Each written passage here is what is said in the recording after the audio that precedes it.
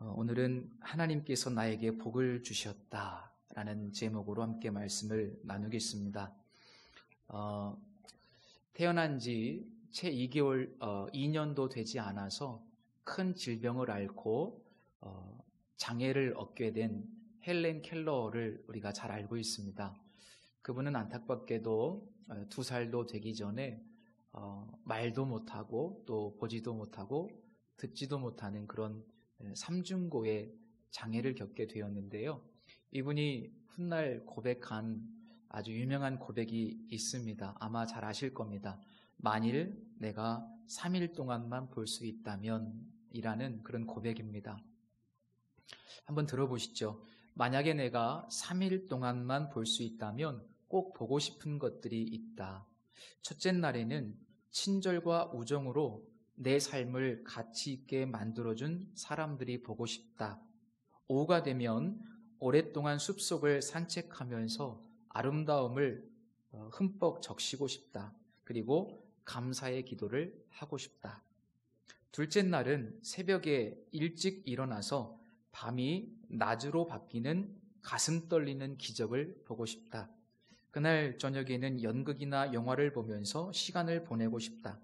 내 손의 감각으로는 도저히 알아차리지 못한 우아함과 아름다움을 보고 싶다. 셋째 날에는 많은 사람들이 오가는 평범한 거리에서 시간을 보내고 싶다. 오가는 사람들의 모습을 보면서 그들의 일상생활을 이해하고 싶다. 도시의 여기저기에서 행복과 불행을 동시에 눈여겨보며 그들이 어떻게 일하며 어떻게 살아가는지를 보고 싶은 것이다. 내가 3일 동안만 볼 수 있다면. 이 고백입니다. 이 고백을 들으면 우리 마음속에 깊은 울림이 됩니다. 보고 듣고 말하는 것조차 모두에게 허락된 것이 아님을 발견하게 될 때 우리는 매우 당연하다고 생각했던 것들이 당연한 것이 아님을 깨닫게 됩니다. 출애굽한 이스라엘 백성들이 이제 가나안 땅에 들어가게 되면 유월절도 지키고 또 유월절과 동시에 이어지는 무교절도 지켜야 되고, 그리고 무교절 둘째 날입니다. 안식 후 첫날 초실절을 지켜야 합니다.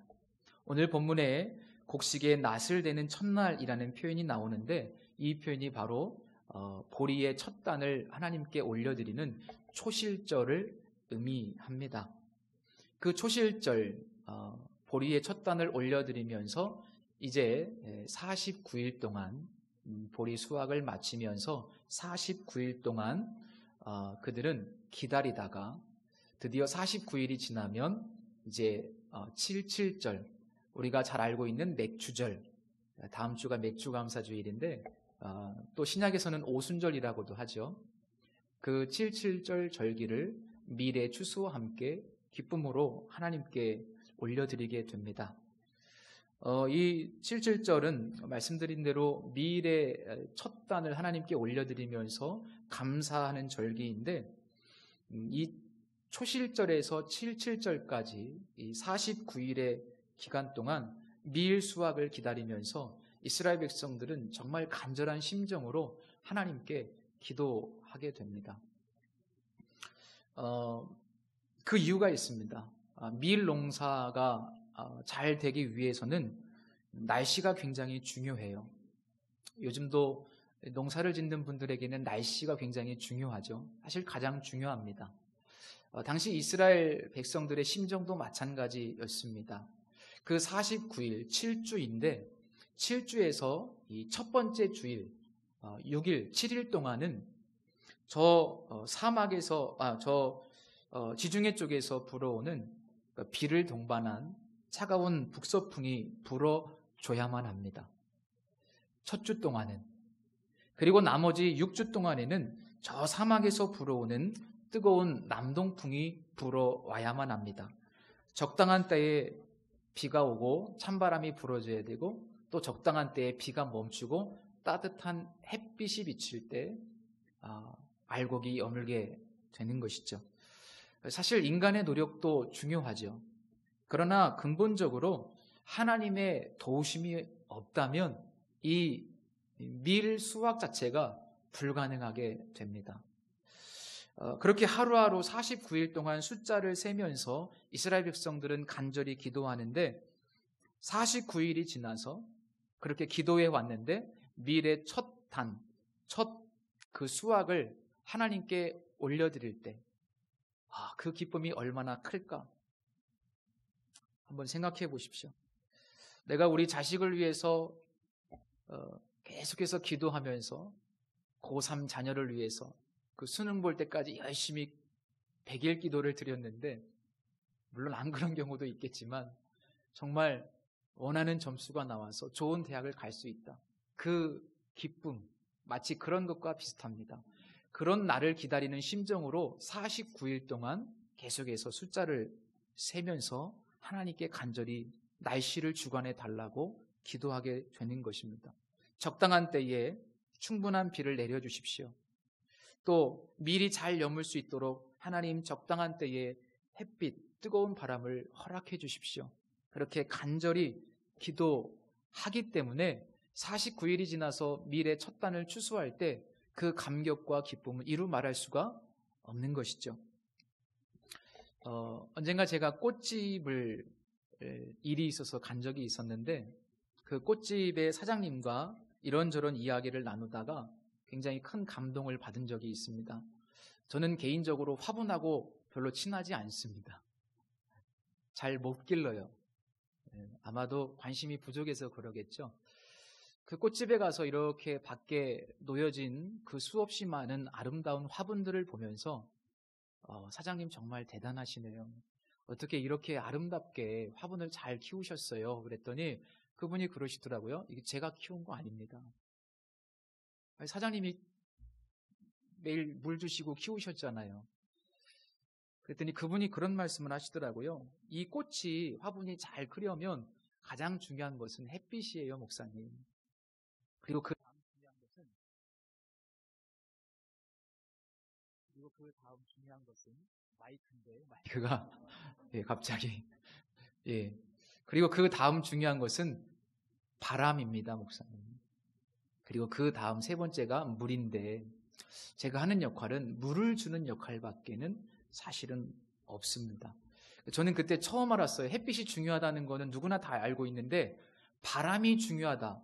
화분을 키울 때 바람이 중요하다는 얘기는 처음 들었습니다. 정말 어떻게 보면 겸손한 분이시죠. 햇빛도 바람도 하나님께서 공급해 주시는 것이고 단지 내가 할 수 있는 것은 물만 뿌려주는 겁니다. 그 이야기를 들으면서 제가 굉장히 은혜가 되더라고요. 꽃집에 가서 깨닫는 것이 뭐냐면 우리 인간이 수고하지만 근본적으로 하나님께서 모든 만물을 돌보시고 또 자라게 하시고 은혜를 베푸신다는 것을 깨닫게 됐습니다. 오늘 본문에서는 내 하나님 여호와께서 내게 복을 주셨다라고 말씀하고 있습니다. 지난 금요 승리기도회 그리고 수요 예배 때도 제가 이 말씀으로 77절에 대한 이야기를 계속해서 설교해 왔는데 오늘은 특별히 이 주셨다라는 단어에 좀 주목을 하고 싶어요. 이 단어가 제 마음에 들어왔습니다. 주셨다. 이 주셨다라고 하는 단어의 의미는 말 그대로 주셨다라는 의미가 있고 또 비슷한 의미로 허락하다라는 의미가 있습니다. 허락하다.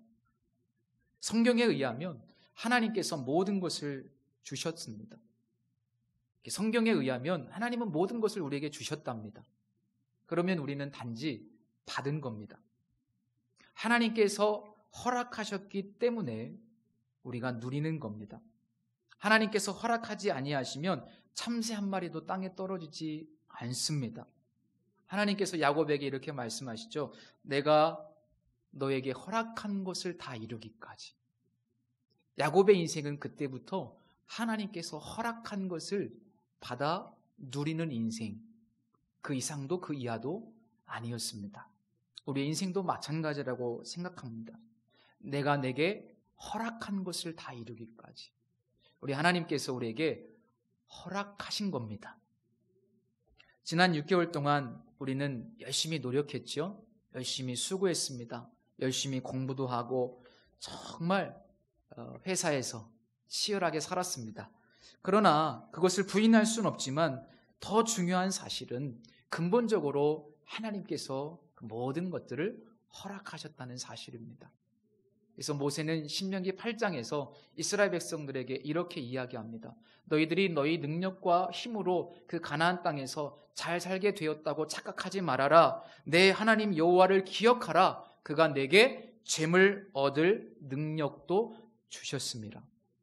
재물 얻을 건강도 주셨습니다.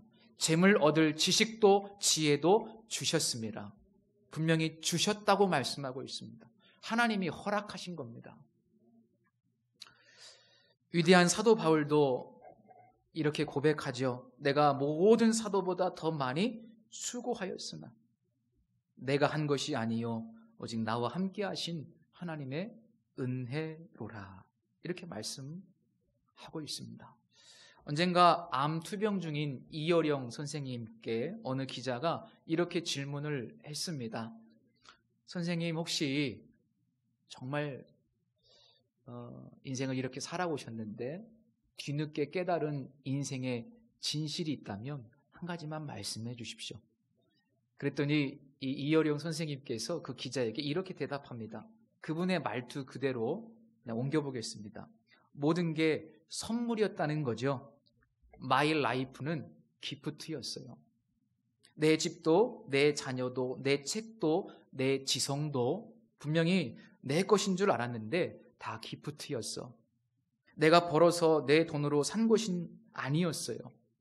마치 우주에서 선물로 받은 이 생명처럼 내가 내 힘으로 이루었다고 생각한 게 전부 다 선물이더라고. 이렇게 얘기했어요. 뒤늦게 깨달은 인생의 진실, 그것은 바로 인생은 선물이었다라는 사실입니다. 우리도 빨리 깨달으시기를 축복합니다. 진실로 이 사실을 깨달을 때 우리는 하나님 앞에 겸손하게 됩니다. 인생은 선물이라고 하는 그분의 고백을 통해서 알 수 있는 것은 우리의 인생 가운데 하나님께서 주지 않으신 것은 하나도 없다. 하나님께서 다 우리에게 허락하셨다.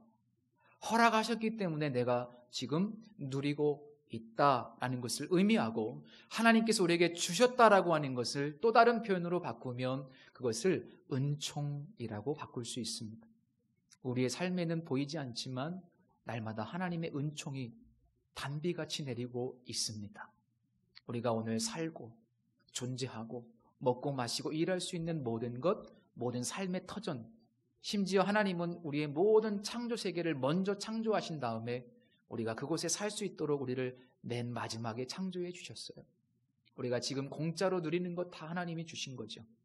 우리는 하나님의 은총이 아니면 단 하루도 살 수 없습니다. 하나님은 7.7절을 지켜야 되는 이스라엘 백성들에게 내게 복을 주신 대로 내 힘을 헤아려 자원하는 예물을 드리라고 말씀하셨습니다. 가난한 이웃들을 위해서 감사의 예물을 드리라고 말씀하시는데 하나님은 몇 퍼센트를 드리라 이렇게 정한 퍼센테이지를 말씀해 주시지 않습니다. 단지 하나님은 내게 복을 주신 대로 내 힘을 헤아려 힘껏 하나님 앞에 예물을 드리라고 말씀하고 있습니다.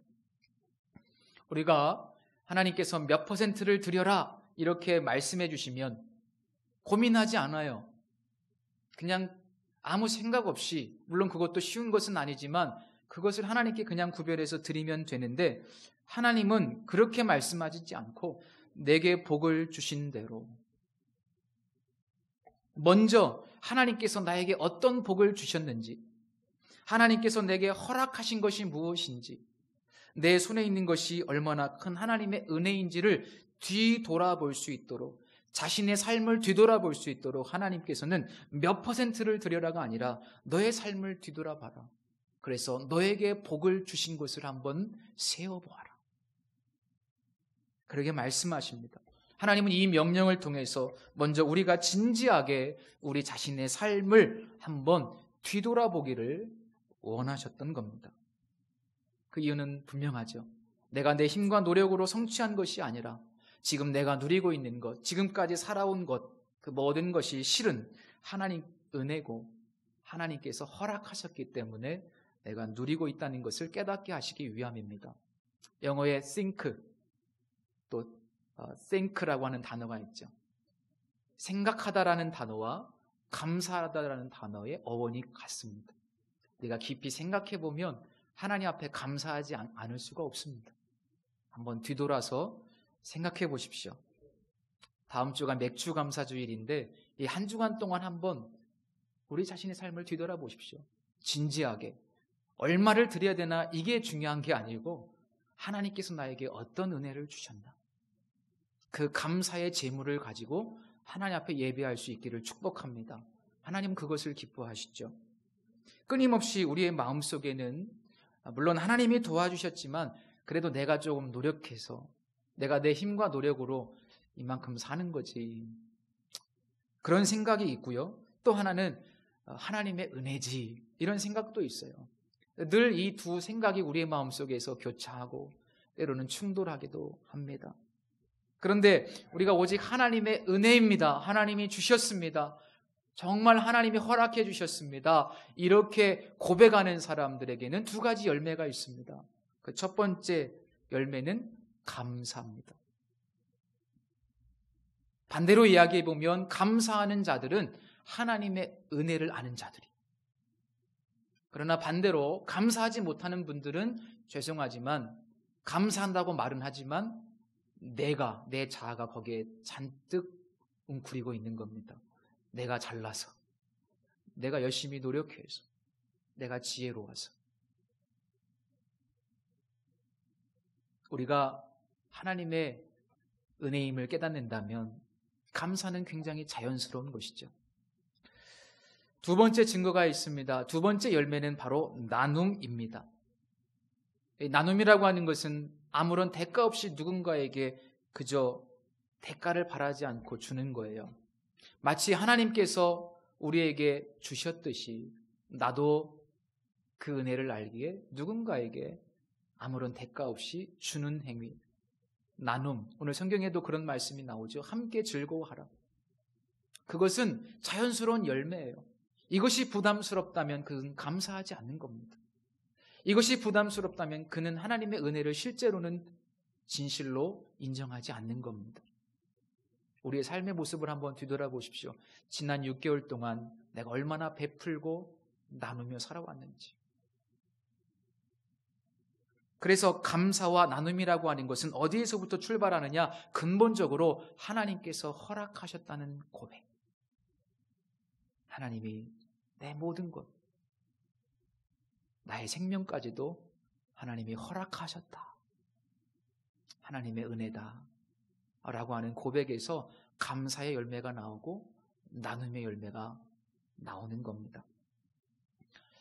약 9년 전에 저는 부목사로 사역을 하고 있었는데 7월 셋째 주일날 주일 사역을 다 마치고 주일 저녁에 잠자리에 들었어요. 그런데 시간도 잊어버리지 않습니다. 새벽 2시에 자고 있는데 제 허리에서 뚝 소리가 나는 거예요. 무엇인가 끊어지는 듯한 그런 소리가 나고 너무나 큰 고통이 갑자기 저에게 밀려왔습니다. 제가 비명을 질렀는데 옆에서 다 자고 있었기 때문에 제가 입을 막고 비명을 질렀어요. 근데 도저히 고통스러워서 움직일 수가 없는 거예요. 몸을 움직이면 그 고통이 더 커요.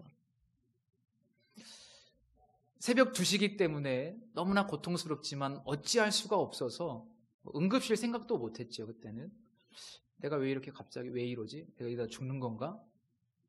네. 그 새벽에 그렇게 됐는데 아침까지 꾹 참았습니다. 그리고 아침에 일어나서 우리 제 아이가 초등학교 1학년 때인데 학교 보내고 저는 병원으로 갔죠. 어떻게 병원 갔는지 기억이 잘 안 나요. 병원에서 급하게 MRI를 찍었는데 허리 디스크가 파열됐다는 거예요. 자다가 어떻게 허리 디스크가 파열돼? 희한하네. 근데 어쨌든 디스크가 파열돼서 그날 바로 제가 시술을 했습니다. 그리고 나서 이제 재활치료를 한 달 정도 하게 됐어요. 교회 사역을 못 하게 됐죠. 목사님께서 너무 좋으셔서 한 달 동안 쉬라고, 그래서 재활치료에 집중하라고 재활치료를 열심히 했습니다.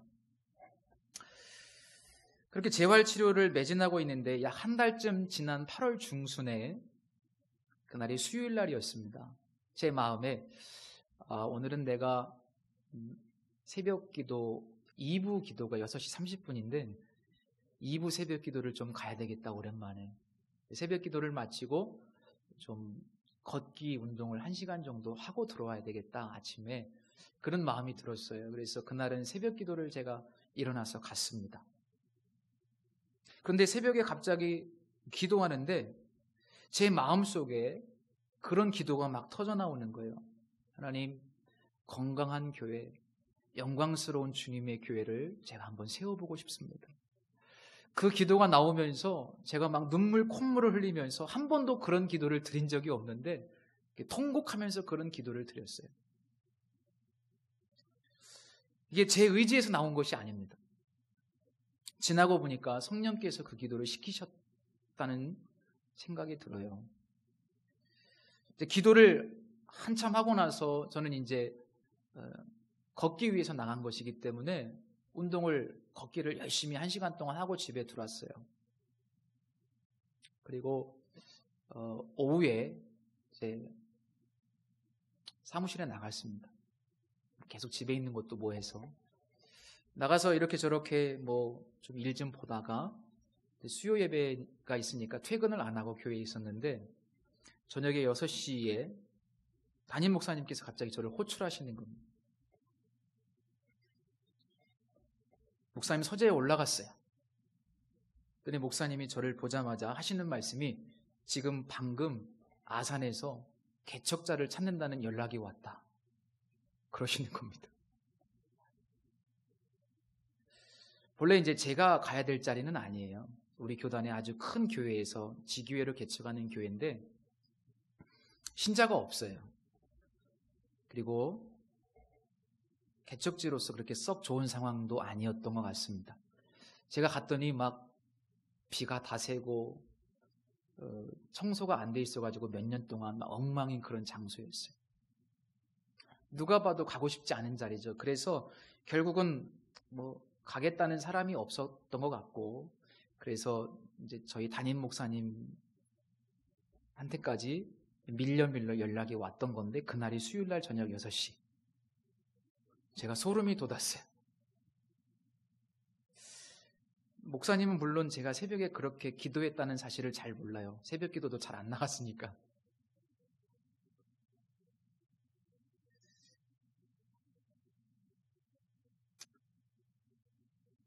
저는 굉장히 놀랐어요.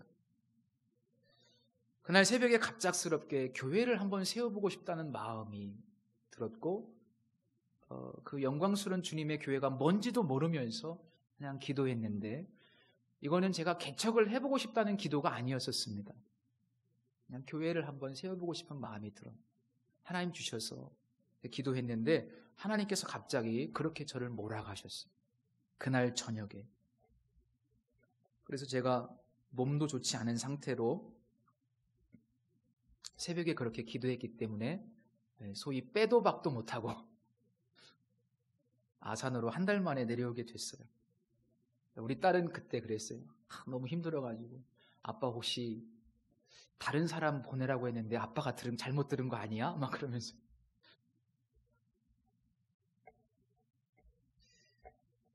그래서 개척교회를 제가 제 인생에 계획도 없던 개척자가 된 적이 있었습니다. 당시 저는 1시간도 앉아있을 수가 없었어요. 지금도 제가 몸이 좋진 않은데 서서 성경책을 받고 서서 책도 읽었고 또 무릎을 꿇고 기도하는 것이 제 소원이었어요. 무릎을 꿇을 수가 없어요. 지금도 제가 무릎을 못 꿇습니다. 무릎을 꿇을 수가 없는 거예요. 성도도 없고 집도 없고 어떻게 살아야 될지 아무것도 준비되지 않았어요. 너무나 이게 갑작스럽게 진행된 일이기 때문에 하나님의 강권적인 섭리로 목회를 시작하게 됐습니다. 제가 이런 고백을 드리는 이유는 우리 성도님들과 제가 코이노니아를 하기 위해서 잘 모르니까 저에 대해서 그때 제가 그런 큰 어떤 제 인생에 굉장히 중요한 터닝 포인트를 경험하게 되면서 이 한 번의 기도를 하나님께서 시키시고 제 인생에 그렇게 큰 전환점이 될 줄 몰랐습니다. 그래서 성도님들 기도 잘하시기 바랍니다. 기도 잘하셔야 됩니다. 제가 긴 인생을 산 것은 아니죠. 그런데 이런 인생의 과정을 통해서 정말 깨달은 것은 내 인생이 내 것이 아닌 것을 깨달았습니다. 이것은 제가 이론으로 깨달은 것이 아니에요. 사건을 통해서 경험으로 깨달은 거예요. 내 인생 내 것이 아니고 내 몸도 내 것이 아니고 하나님이 개척자로 보내시기 위해서 그런 사건들을 만들어 가시고 기왕이면 아무것도 가진 것이 없는데 몸뚱이 하나 있는데 그 몸뚱이도 하나님께서 건강하지 못하게 하시고 이렇게 개척자로 저를 보내셨나. 처음에는 원망스럽기도 했는데 나중에는 그것도 감사했어요. 목회도 내가 하는 것이 아니구나. 성도 여러분, 건강조차도 하나님이 허락하셨다는 생각 해보신 적 있습니까? 너무나 당연하게 느껴지시나요? 그렇지 않습니다. 아파 보신 분들은 다 아세요. 건강조차도 하나님이 허락하신 거예요. 물질도 마찬가지예요. 잃어보신 분들은 아실 겁니다. 하나님이 주셔서 받은 거죠. 저도 그것을 깨닫게 됐어요. 내 인생을 경영하시는 분이 하나님이시고 교회를 경영하시는 분도 하나님이시고 사실 내게 허락하신 모든 것은 하나님의 섭리라는 거예요. 호흡할 수 있는 거 하나님의 섭리예요. 죽음과 삶은 한순간입니다. 우리에게 구원의 은혜를 주셨어요. 그것도 하나님이 주신 거예요. 그 구원의 은혜뿐만 아니라 우리의 삶에 지금 가진 모든 것들, 그 모든 것이 하나님께서 주신 것이다. 하나님이 잠시 허락하신 겁니다. 저는 이제 한 주 오면 맥주감사 주일로 지키는데 한 주 동안 우리 성도님들이 내게 주신 복을 헤아려 봤으면 좋겠습니다. 그리고 내게 있는 모든 것이 실상은 하나님이 허락하신 것임을 작은 것 하나까지도 감사할 수 있는 그런 감사의 고백으로 하나님께 예배할 수 있었으면 좋겠습니다. 내게 주신 복을 한번 헤아려 보십시오. 그리고 깊은 감사로 하나님께 감사의 예배를 드렸으면 좋겠습니다. 기도하겠습니다.